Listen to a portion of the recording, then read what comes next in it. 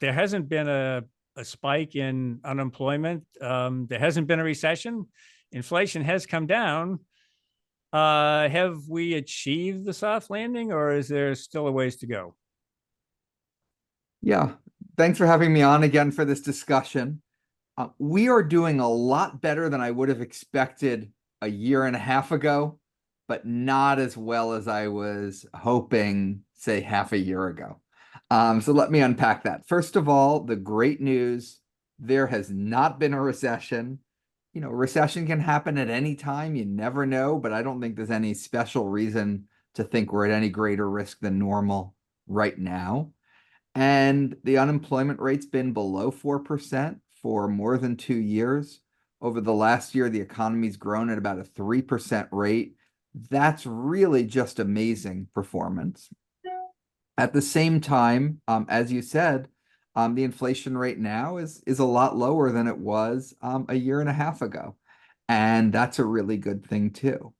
Where I'm disappointed and nervous is that the disinflation process has stalled out. We seem to be stuck at an inflation rate of about 3%. We're seeing similar numbers consistent with that in both a wide range of price data and wage data.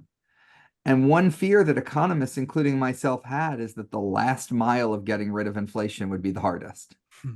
And so maybe we did the easy parts of the disinflation already. The hard parts are still ahead of us. And until we get that hard part done, we can't declare victory and a soft landing. One question as a follow-up,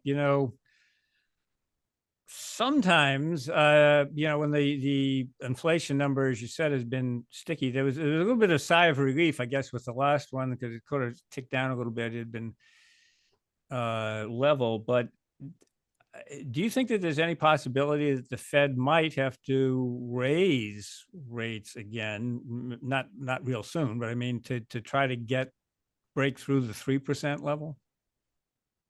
I think that's a real possibility. And one lesson people should take from the last couple of years is anything is possible, and we're always overconfident in, how sure we are about what will happen in the future. I think, though, if the Fed raises rates, it's maybe at the end of this year, maybe next year.